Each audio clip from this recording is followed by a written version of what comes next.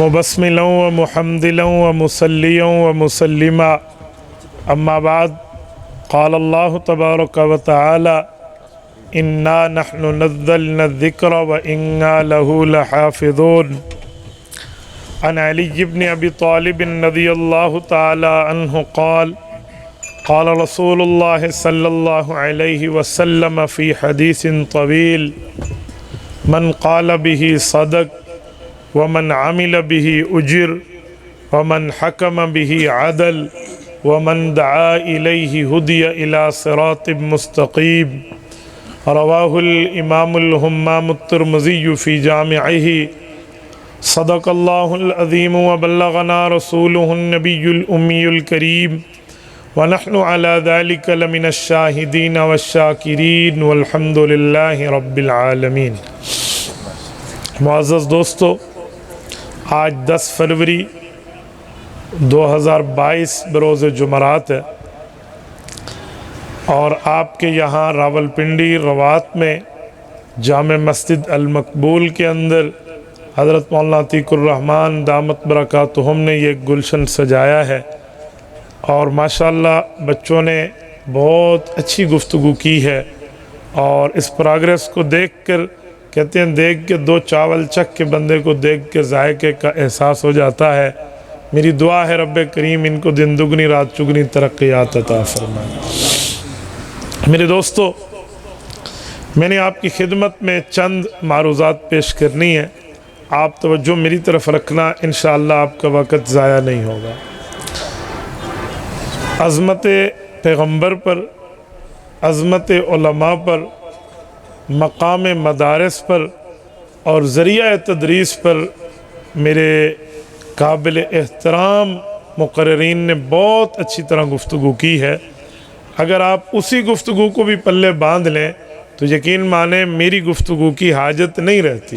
بہت اچھا بچوں نے کلام کیا ہے، ان حضرات کی محنت سامنے آ رہی ہے، اللہ انہیں مزید قوت عطا فرمائے۔ میں چند ٹوٹی پھوٹی باتیں آپ کی خدمت میں عرض کروں گا۔ سب سے پہلے کہ جن بچوں کے سر پہ ہم نے دستار رکھی ہے، یہ وجہ کیا ہے، ہم نے انہیں پڑھنے کے لیے بلایا کیوں، بٹھایا کیوں، مولانا نے محنتیں کیوں کی ہیں، وجہ کیا ہے؟ وجہ یہ ہے کہ رسالت مآب علیہ السلام کے دل اقدس میں ایک خواہش پیدا ہوتی تھی۔ حضور پاک علیہ السلام کے دل اقدس میں یہ خواہش پیدا ہوتی کہ میرے مولا جب قرآن اتر رہا ہے میں اس کو زیادہ سے زیادہ یاد کر کے اگلے لوگوں تک پہنچا دوں۔ تو آپ علیہ السلام اس خواہش کی تکمیل کے لیے کام فرماتے، جبرائیل علیہ السلام آتے، وہ قرآن پڑھتے، حضور ان کے ختم کرنے سے پہلے خود پڑھنا شروع فرما دیتے۔ رب کریم نے فرمایا پارہ نمبر 29 سورۃ قیامہ کے پہلے رکوع میں لا تحرک بہ لسانک لتعجل بہ، محبوبم یہ کام آپ مت فرمائیے۔ اب سوال اٹھتا ہے میرے مولا میں یہ کام تو بائی ریزن کر رہا ہوں، وجہ کے طور پہ کر رہا ہوں، خواہ سے تو نہیں ہے۔ اب وجہ کیا ہے کہ یہ قرآن کریم پڑھ لیا جائے گا، اگلی نسلوں تک کیسے جائے گا، اس کی ریوائزنگ ہو جائے، اس کا دہرانا ہو جائے۔ تو علماء کی زبان میں کہتے ہیں دفع دخل مقدر، درمیان کلام میں اعتراض پیدا ہو، اعتراض نقل کیے بغیر اس کا جواب دینا، تو رب کریم نے رسول کریم کی خواہش کو دیکھ کر جواب دیا ان علینا جمعہ و قرآنہ، محبوبم فکر کی بالکل کوئی ضرورت نہیں ہے، اس قرآن کریم کو جمع کرنا اور اس کے بعد امت تک پہنچا کر پڑھوانا یہ ہماری ذمہ داری ہے۔ آج یہ بچے حضور پاک کی اس خواہش اور اللہ کی ذمہ داری کا اظہار کر رہے ہیں۔ یہ جو ان کے سر پہ پگڑی سجی ہے، جن نے اپنے سینے میں کلام اللہ کو جمع کیا ہے، وہ نبوی خواہش کے احترام کا ذریعہ بن رہے ہیں۔ میرے دوستو، اگر یہاں مسجد بنوانی ہے تو اس کے لیے اینٹیں منگوائی جائیں گی، ریت سیمنٹ اور بجری منگوائی جائے گی، سریہ کسی حد تک ضرورت پڑے گا، پھر جا کر عمارت بنے گی۔ عمارت کسی کی تو خواہش ہو سکتی ہے نا، وہ سریہ اس کی خواہش کی تکمیل کا سبب بن رہا، وہ سیمنٹ اور ریت اور بجری اور اینٹ اس کی خواہش کی تکمیل کے اسباب ہیں۔ ویسے یہ حافظ، یہ مدارس، یہ کلاسز، یہ پڑھانا، یہ پڑھنا، یہ علماء کے مکاتب رسالت مآب کی خواہش کی تکمیل کا سبب بن رہے ہیں۔ ان علینا جمعہ و قرآنہ، جمع بھی کرایا اور پڑھا کے بھی دکھایا۔ اگلی بات، رب کریم نے جب یہ بات کر دی، اب جو بندہ اپنی جان، اپنا مال، اپنا وقت اور اپنی اولاد اس پر لگائے گا، وہ دنیا میں بھی خوش قسمت ہوگا، آخرت میں بھی خوش قسمت ہوگا۔ اور یہ میں بات اسی لیے کر رہا ہوں کہ ہم بحیثیت امتی غیرت پکڑنی چاہیے ہمیں، ہم رسالت مآب کی اس خواہش کو پورا کرنے کے لیے تگ و دو کریں۔ اور میرے دوستو، رسالت مآب علیہ السلام نے اپنی اسی تمنا کو پورا فرمانے کے لیے اصحاب صفہ کا مدرسہ قائم کیا۔ ابھی بچہ انگلش میں گفتگو کرتے ہوئے اسی کا پس منظر اور پیش منظر اور تہ منظر پیش کر رہا تھا۔ اصحاب صفہ کا مدرسہ، اصحاب صفہ کے لیے کوئی جگہ کوئی کنالوں میں نہیں ہے، اصحاب صفہ کا مدرسہ بہت چھوٹا سا ہے حجم کے لحاظ سے، اور بہت بڑا سا ہے اپنی کیفیت و کمیت کے لحاظ سے۔ سبحان اللہ۔ آپ مدینہ طیبہ جائیں، اللہ آپ کو لے جائے، اللہ آپ کی برکت سے ہمیں بھی لے جائے۔ رسالت مآب علیہ السلام کے روزے پر حاضری دیں۔ جب رسالت مآب کی کمر مبارک، پشت مبارک کی طرف آپ آئیں گے، اس طرف اصحاب صفہ کا مدرسہ آج بھی چبوترا لگا کر قائم ہے، چھوٹی سی جگہ ہے۔ یہ وہ لوگ ہیں جو رسالت مآب کے پاس پڑھنے آتے تھے، اور آپ علیہ السلام انہیں شریعت کی تعلیم دیتے تھے، قرآن و سنت کے علوم سے متمتع فرماتے تھے، اور تعلیمات پیغمبر اور تعلیمات نبویہ ان کا رزق ہوا کرتی تھی۔ انہیں کسی قسم کے اور ضروریات کے معاملات نہیں تھے، اور یہ جو یہاں پڑھتے تھے ان کے ساتھ اللہ رب العزت کا بھی پیار تھا اور اللہ کے رسول کا بھی پیار تھا۔ وہ کیا تھا؟ قرآن کریم میں ہے، اے میرے پاک پیغمبر، آپ اپنے ٹائم کو ان کے ساتھ بتائیے۔ وَاصْبِرْ نَفْسَكَ مَعَ الَّذِينَ يَدْعُونَ رَبَّهُمْ بِالْغَدَاةِ وَالْعَشِيِّ يُرِيدُونَ وَجْهَهُ وَلَا تَعْدُ عَيْنَاكَ عَنْهُمْ۔ محبوبم، آپ اپنے ٹائم کو ان کے لیے نکالیے۔ میں یہاں کہتا ہوں نا، بیٹھیے میری گفتگو سنیے۔ عربی میں کہتے ہیں صبروا علی انفسکم استمعوا قولی، اپنی جانوں پر یہ وقت زور دے کر بیٹھو، میری بات سنو۔ اسی معاشرے کی ترتیب کا اعتبار تھا تو وہاں وہی لفظ اترا، وَاصْبِرْ نَفْسَكَ، آپ اپنے ٹائم نکالیے، اپنی جان کو ان محبوب بچوں جو آپ کے پاس پڑھنے کے لیے وقف ہیں، ان کے ساتھ اپنے وقت کو بتائیے۔ اللہ، میں انہیں وقت دوں گا، ان کی حیثیت کیا؟ سنو، فرمایا مع الذین یدعون ربہم بالغداۃ والعشی۔ محبوبم، آپ گھر تشریف لے جائیں یا آپ ان کے پاس ہوں، یہ تنہا ہوں یا یہ مجمع میں ہوں، یہ وہ ہیں جن کا مجھ سے تعلق برقرار رہتا ہے۔ یریدون ربہم، اس سے اور مراد کیا ہے؟ یہاں ارادو نہیں ہے، یریدون ہے۔ اسے انگلش میں کہتے ہیں کنٹینیوسلی سینٹنس، جسے ہم اردو میں فعل الجاری کہتے ہیں۔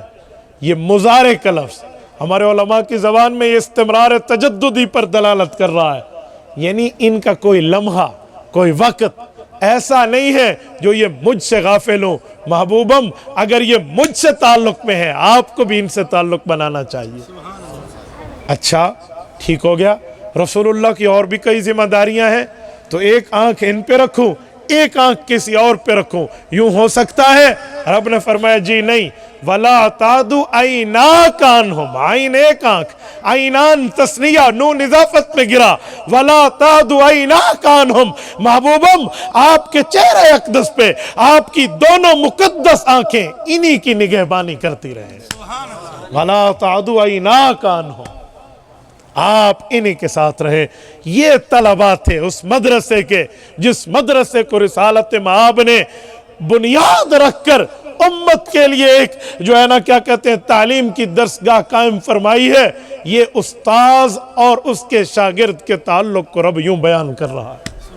میرے دوستو، میں اس کے لیے سمجھانے کے طور پہ کہتا ہوں، یہ چار چیزیں تھیں تو پانچویں اور چھٹی چیز بھی آ گئی.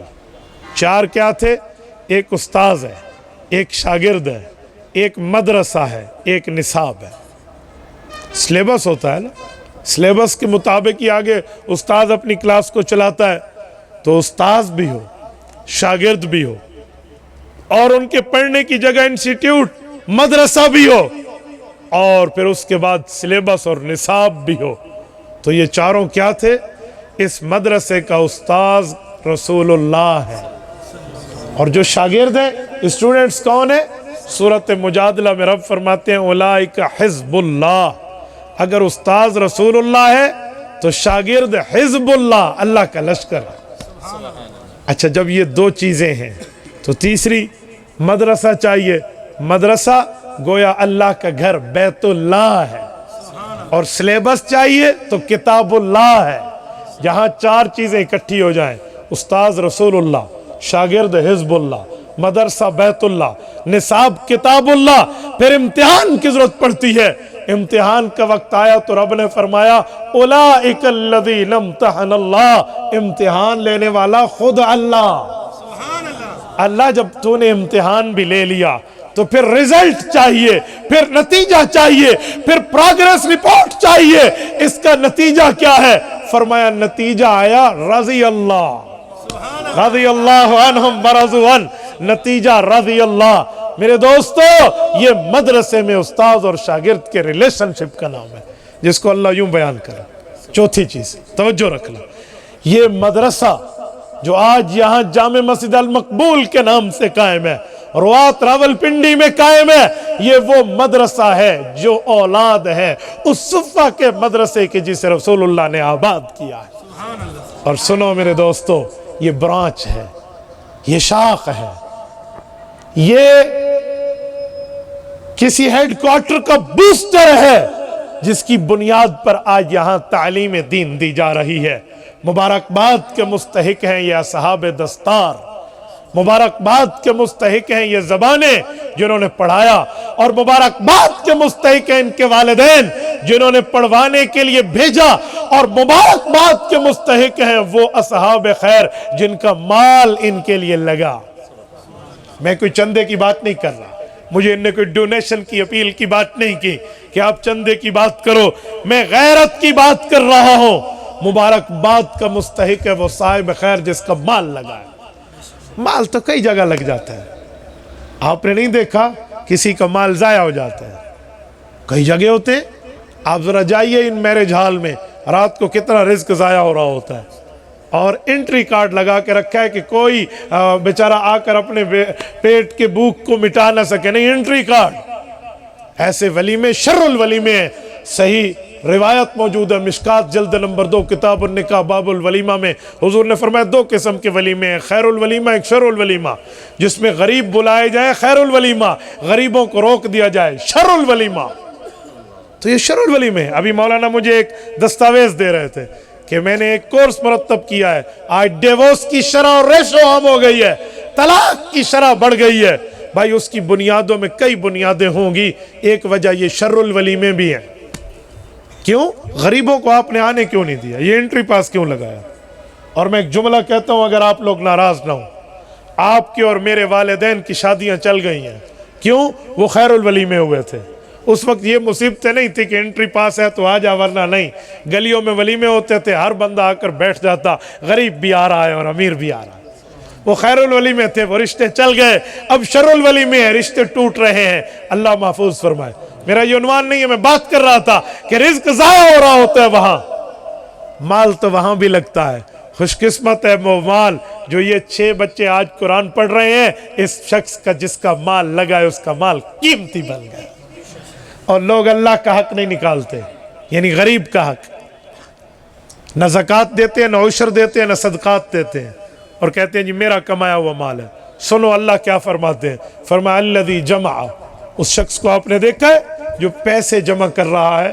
الذی جمع مالا وعددا، اور خالی جمع نہیں کرتا، کاؤنٹنگ کرتا ہے، شمار کرتا ہے، گنتا ہے کتنا مال ہوگا، کتنا آج بینک بیلنس اتنا ہو گیا، آج اتنا ڈیبیٹ ہو گیا، اس پہ اتنا کریڈٹ ہو گیا.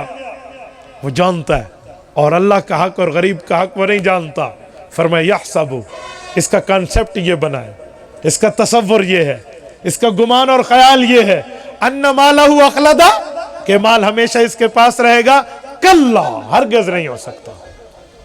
میرے دوستو آپ اندازہ لگاؤ، دین کے اوپر اپنے مال کو لگاؤ، دین پر اپنی جان کو لگاؤ، دین پر اپنے اوقات کو لگاؤ، دین پر اپنی اولاد کو لگاؤ، دنیا میں بھی عزتوں کے تاج ہوں گے، آخرت میں بھی عزتوں کے تاج ہوں گے۔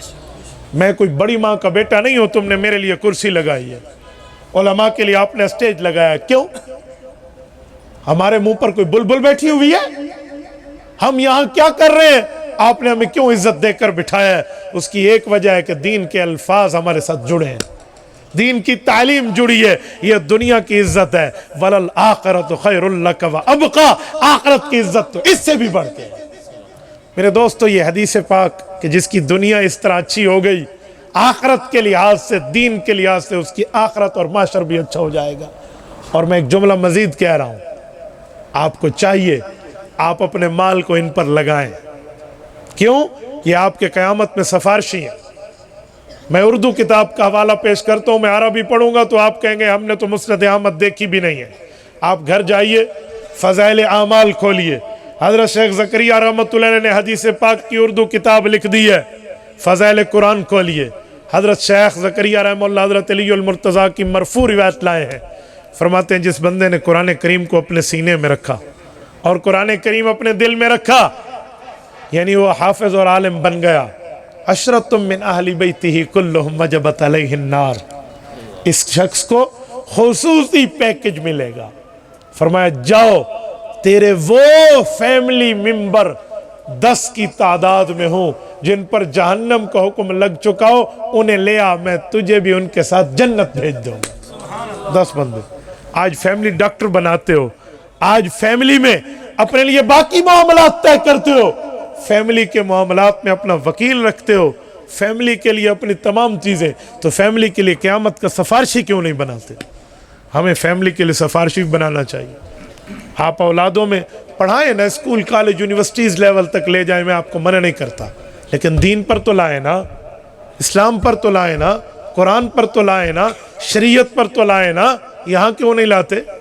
اور پتہ نہیں عجیب عجیب خیالات ہیں لوگوں کے، لوگ سمجھتے ہیں پتہ نہیں مولوی بنے گا تو کھائے گا کہاں سے۔ اور خدا کے بندے، جہاں دنیا میں کھانے کا مقابلہ ہوتا ہے، ہر بندہ کہتا ہے مولوی سب سے زیادہ کھاتا ہے۔ جب آپ یہ مانتے ہیں کہ مولوی سب سے زیادہ کھاتے ہیں تو اولاد کو مولوی بنا لو۔ یقین مانے میں آج رات کی 5 سے 6 جگہ دعوتیں ٹھکرا چکا ہوں، میں نہیں آ سکتا، میرے پاس وقت نہیں ہے۔ یہ ایک کھانے کے لیے 5 فیملیز آپ کو انوائٹ کیے ہوئے ہیں، اور آپ کہہ رہے ہیں جی مولوی بنے گا تو کھائے گا کہاں سے؟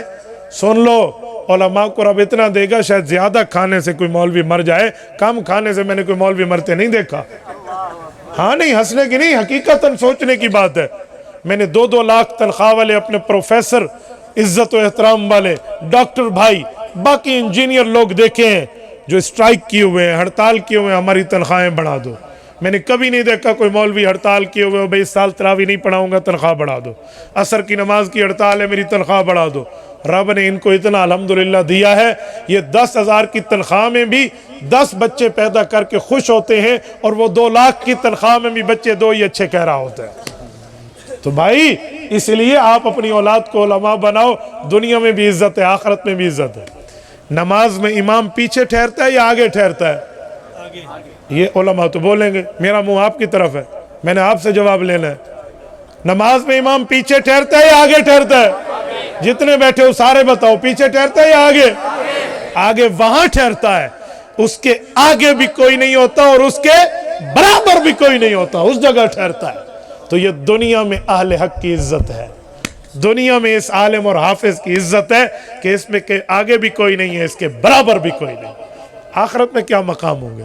تو میرے دوستو، ہم اپنی اولادوں کو اس پر لگائیں تاکہ جو حضور کی تمنا تھی، رسول اللہ کی خواہش تھی، قرآن اگلی نسلوں تک پہنچے۔ اللہ نے ذمہ داری اٹھائی تو میری اولادیں بھی اس ذمہ داری اور خواہش کا حصہ بن جائیں۔ ہمیں چاہیے ہم ان کو آگے کریں۔ مجھے ایک مرتبہ ایک ہمارے وکیل بھائی، میرا بھی LLB سے BA کے بعد اچھا بھلا تعلق رہا اس کورس میں، تو ہمارے پیٹی بن بھائی ہیں، ایڈوکیٹ ہیں، مجھے کہنے لگے مفتی صاحب ایک بات سمجھائیں، وہ لبرل طبقے سے ذرا تعلق رکھتے ہیں تاکہ دین کو دیکھ کیا ہے جی مولوی آ گئے ہیں نا، اس طرح بھی کوئی دماغ ہوتا ہے نا. تو وہ مجھے کہنے لگے مولوی صاحب ایک بات آپ کو انصاف سے کہنی ہوگی. میں نے کہا بابا ہم ہر بات انصاف سے کہتے ہیں، آپ کو پتہ نہیں کون سا انصاف نظر آتا ہے، پوچھئے کیا سوال ہے. کہتے ہیں بچوں کو صبح کی نماز کے وقت اٹھاتے ہو، شام تک قرآن کے رٹے لگواتے ہو، کیوں پڑھواتے ہو؟ چھوڑ دو. اب میں قدر خاموش ہوں تو کہنے لگے اب تم کہو گے اللہ کا کلام اگلی نسلوں تک کیسے جائے گا، اس کے لیے محنت کر رہے ہیں، یہی جواب ہے نا. میں نے کہا اب بات پوری کر لیں. کہتے نہیں مجھے جواب دے، جب ذمہ داری اللہ نے لی ہے کہ میں قرآن کی حفاظت کروں گا، آپ محنتیں کیوں کرتے ہیں، مدرسے کیوں قائم کرتے ہیں، حفظ کیوں پڑھواتے ہیں؟ بس اللہ نے ذمہ داری لے لی ہے، اِنَّا عَلَيْنَا جَمْعَهُ وَقُرْآنَهُ، بس اللہ ہی اس کی حفاظت کرے گا، ہمیں حافظ بنانے کی کیا ضرورت ہے. میں نے کہا میرے وکیل بھائی بات پوری ہو گئی؟ جی ہاں. میں نے کہا آپ تسلی سے ذرا میرا بھی جواب سننا. مجھے یہ بتائیں قرآن کریم میں صرف یہ ایک ہی آیت لکھی ہوئی ہے کہ اللہ نے ذمہ داری قرآن کی لی ہے، یا کچھ اور ذمہ داریاں بھی اللہ کی ہیں؟ اور بھی ہیں. اور میں 16ویں پارے کا آخری صفحہ پڑھ دیتا ہوں. لا تقتلوا اولادکم خشیۃ املاق نحن نرزقہم وایاکم. کہ اولاد کا قتل کرتے ہو کہ انہیں کھلائے گا کون؟ اور خدا کے بندے میں نے تمہیں رزق دینا ہے. نحن نرزقہم وایاکم، بچوں کو بھی رزق میں نے دینا ہے، تمہیں بھی رزق میں نے دینا ہے. یہ رب کی آیت ہے، قرآن کی آیت ہے. اللہ نے رزق کی ذمہ داری اٹھائی ہے. کہتے جی ہاں نو ڈاؤٹ، مجھے تو اس پر کوئی مسئلہ نہیں ہے. میں نے کہا نو ڈاؤٹ کا ٹائم ابھی نہیں آیا. میں پوچھنا چاہتا ہوں جب رزق کی ذمہ داری اللہ کی ہے تو تم کیوں وکیل بن کے پیشہ اختیار کیے ہوئے ہو؟ فیسز کیوں لیتے ہو؟ میں نے سنا ہے آپ کا فلاں کاروبار میں شیئر ہے، آپ نے اس کاروبار میں اپنا حصہ کیوں رکھا ہے؟ آپ کاروبار بند کریں. مجھے کہتے ہیں دکان کو تالا لگاؤ، اللہ اوپر سے بوری لٹکائے گا. میں نے کہا ایک منٹ، ہاں تالا لگاؤ. جب ذمہ داری اللہ کی ہے دکان کیوں کھولتے ہو؟ ذمہ داری اللہ کی ہے. یہ پیشہ اختیار کیوں کیا؟ ذمہ داری اللہ کی ہے. کماتے کیوں ہو؟ بند کرو دکانیں. اب تھوڑے سے وہ تلملائے نا، یہ آپ کیسی بات کر رہے ہیں؟ میں نے کہا جیسے آپ سن رہے ہیں میں ویسی بات کر رہا ہوں. میں کوئی چائنیز تو نہیں بول رہا کہ میں چائنی میں وائم وائم اور اس طرح کی باتیں آپ کو سمجھانے کے لیے کر رہا ہوں.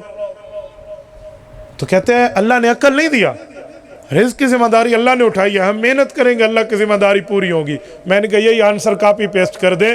اللہ نے قرآن کی حفاظت ذمہ داری اٹھائی ہے، ہمارے خوش قسمت بچے بھی اس ذمہ داری کا حصہ بن جائیں گے.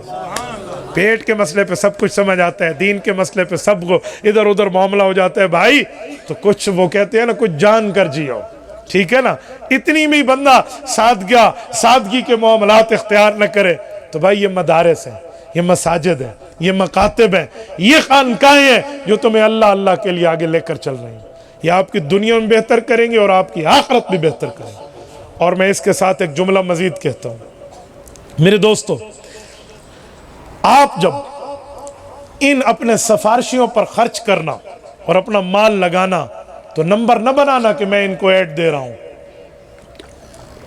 میں ان کی امداد کر رہا ہوں. خوش نہ ہونا، یعنی خوش نہ ہونے کا معنی نمبر نہ بناؤ، ورنہ دل میں تو آپ خوش ہو سکتے ہیں. آپ کہیں گے کیوں؟ بلکہ سوچنا یہ کہ یہ آپ پہ احسان کر رہے ہیں کہ آپ کے مال کو قبول کر رہے ہیں. دلیل آؤ میں دلیل دیتا ہوں.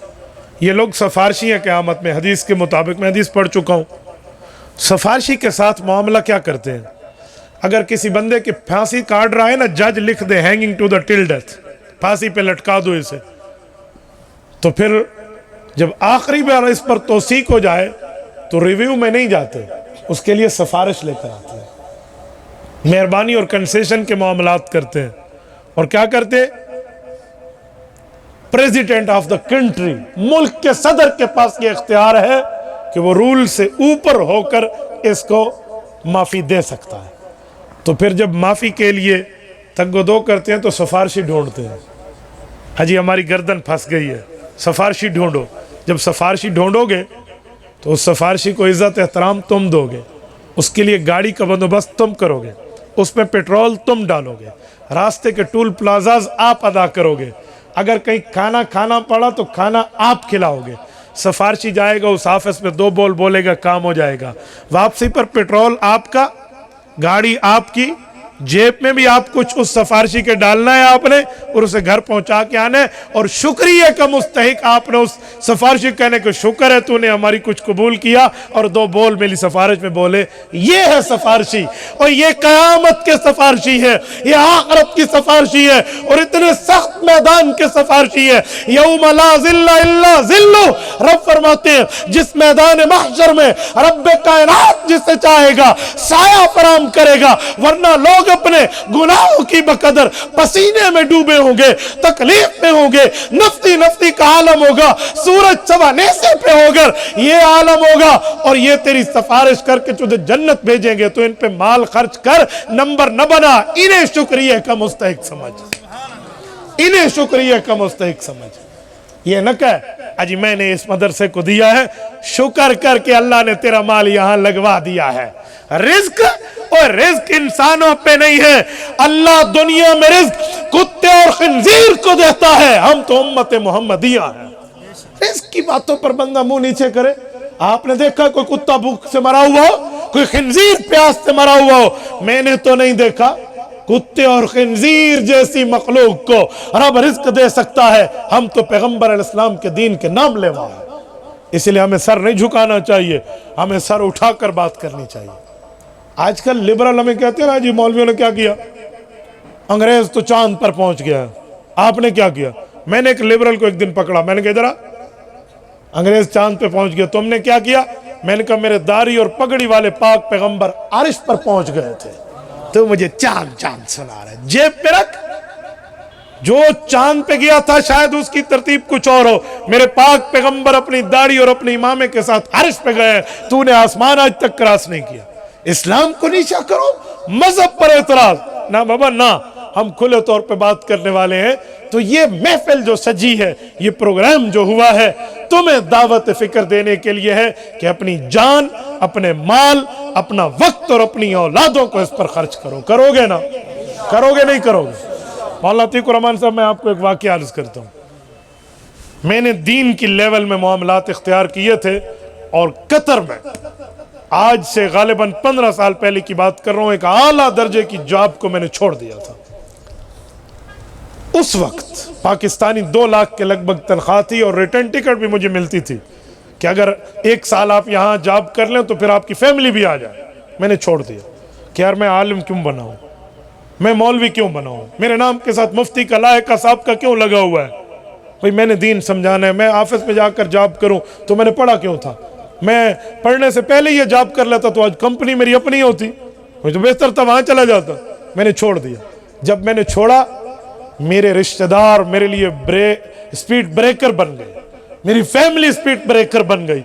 ये सारे सामने आए रिज्क को लात नहीं मारते, और रिज्क को जाया नहीं करते। पैसे कमाओगे, दुनिया भी अच्छी बनेगी, दीन भी। इन मदारिस का ताउन करना, इनका इमदाद करना, सारी बातें मैं सुनता रहा। मैंने कहा मेरा यही डिसीजन है, यही फैसला है।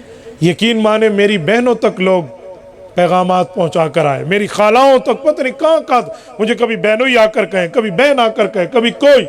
मैं नहीं माना, मैंने कहा नहीं, मैंने दीन का काम करना है। मुझे गली गली दीन की खिदमत पे जाना होगा तो जाऊंगा, मैं नहीं जाता, कोई और करा लो। रब जानवरों को रिज्क दे सकता है तो हम तो रसूलुल्लाह के वारिस हैं, मुझे मसला नहीं है। आज का दिन वो दिन है जब वो लोग मेरी जॉब के लिए लाए थे ना, वो जब इधर आते हैं ना और मुझे मिलते हैं, मुफ्ती साहब एक सेल्फी तो दे दें, हम वहाँ के लोगों को बताएंगे हम मुफ्ती अब्दुल वाहिद के करीबी हैं। मैंने कहा सुनो, तुमने पैसा कमाया, हमने दीन पर वक्त लगाया, तुमने दुनिया कमाई, हमने इस्लाम पे जवानी लुटाई है। ये दुनिया की इज्जत है, आखिरत की तो इससे बढ़ के होगी। मैं ये नहीं कह रहा कि सेल्फी देना इज्जत है, मेरी जो सेल्फी देने की आदत ही नहीं है, जान छुट्टी है सेल्फियों मल्फियों से। मैं वैसे समझा रहा हूँ कि उनकी नज़र में ये चीज़ इस तरह है। तो भाई इस रिज्क पर परेशान ना हो। रिज्क जितना, अभी बच्चा हदीस पढ़ रहा था, साहबी ने कहा या रसूलल्लाह मुझे आपसे मोहब्बत है। अल्लाह के रसूल ने फरमाया फिर फ़क्र और फाके के लिए अपनी जान को तैयार कर ले। इस बच्चे की एक हदीस सामने आई है ना, मैंने भी पढ़ी है लेकिन आज अजबर हो गई है, आज सामने आई है तो कई उकदे खुले हैं। बाज़ औक़ात लोग सोचता है यार मेरे पास ये छोटी चीज़ है, इससे बड़ी होती, मेरे पास ये थोड़ी दौलत है, इससे ज़्यादा होती। جب یہ دل میں آتا ہے نا تو اس حدیث کو سامنے رکھو کہ اگر محبت رسول اللہ جتنی زیادہ ہوگی پھر فقر پہ صبر کرنا سیکھ، قیامت میں حضور کا ساتھ ملے گا۔ دنیا جیسی کیسی گزر گئی ہے، یاد رکھنا کھانا بادشاہ بھی کھاتا ہے، کھانا فقیر بھی کھاتا ہے۔ جو کھانا بادشاہ کے پیٹ سے بن کر کھانا ہضم ہو کر نکلتا ہے ویسے ہی فقیر کا نکلتا ہے۔ نیند بادشاہ کو بھی ہے، نیند فقیر کو بھی ہے، وہ مقبل پہ سویا یہ ٹاٹ پہ سویا، لیکن یاد رکھنا دنیا گزر جائے گی، آخرت کی گھڑی آخرت کی گھڑی ہے۔ اپنی ضرورتوں کو سامنے رکھو، خواہشات کو سامنے نہ رکھو۔ خواہشات تو بادشاہوں کی پوری نہیں ہوتی اور ضرورتیں فقیروں کی بھی پوری ہو جاتی ہیں۔ تو میرے دوستو، اس مدرسہ پر آپ کا جان مال وقت اور اولاد کے ساتھ تعاون ضروری ہے۔ آپ کریں گے انشاءاللہ؟ کریں گے نا؟ اللہ آپ کو خوش و خرم رکھے، صراط مستقیم پہ رکھے، حضرت مولانا کی زندگی میں اللہ برکات عطا فرمائے، اس مدرسے کو دن دگنی رات چگنی ترقیات عطا فرمائے۔ اقول قولی ھذا واستغفر اللہ وآخر دعوانا ان الحمد للہ رب العالمین۔